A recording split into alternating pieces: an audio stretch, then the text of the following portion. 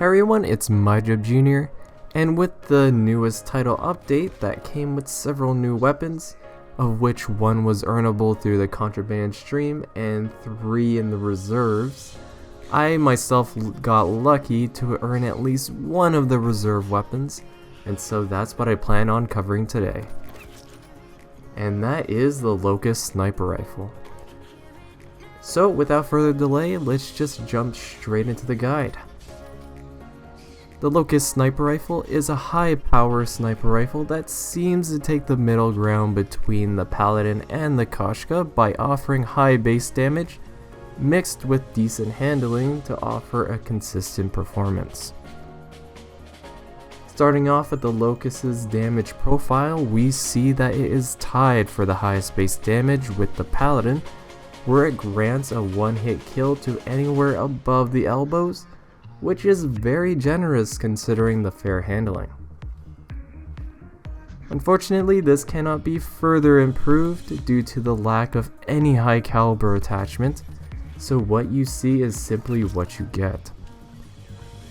On the flip side, Suppressor doesn't seem to affect damage in the slightest, but what it does is slow bullet travel speeds, which can definitely affect longer ranged fights.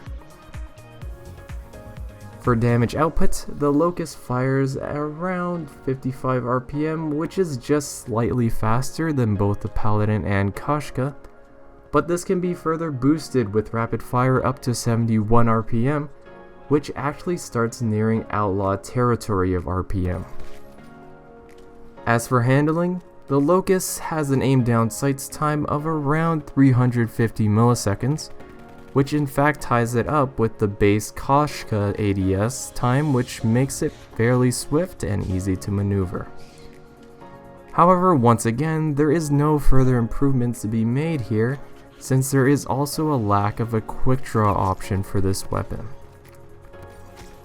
As for reload, the Koshka performs a tactical reload in a standard 2.3 seconds, which places it just slightly below par in comparison to the other snipers. However, this is more than offset by the generous 8-round mag, which provides more than enough firepower for long-lasting engagements. If you're still not satisfied, fast mags can cut down the reload times in half to around 1.2 seconds, or you can choose an extended mag, which brings the ammo count up to a substantial 12 rounds. And now with the stats out of the way, we can now move on to some of my personal suggestions of how to use this weapon. Although I should have you know that I'm not any kind of quickscoper, so bear that in mind with these suggestions.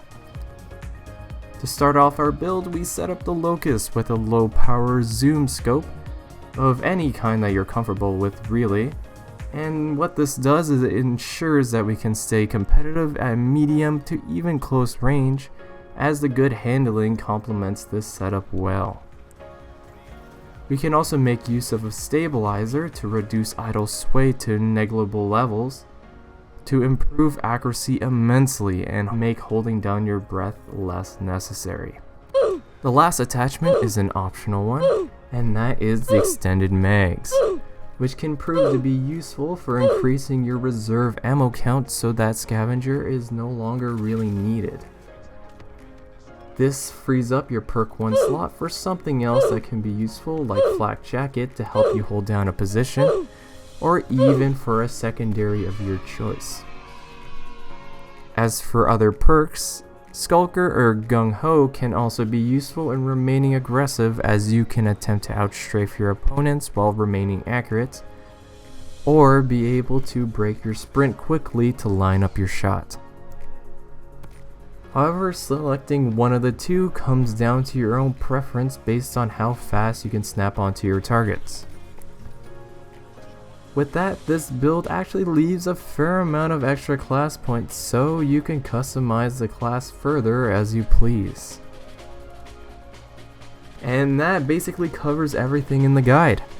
In short, the Locus is a versatile weapon. It doesn't quite specialize into one category such as speed, damage, or output, but it is a good weapon at a little bit of everything. And for that reason, I'd say the Locus is a strong contender in the sniper category, but it definitely isn't absolutely necessary to get in the end, as the Koshka and the Paladin can already suit various sniper roles. But that's all for the video. If you enjoyed, feel free to leave a comment, like, or even subscribe. However, as always, thanks for stopping by, and until the next video.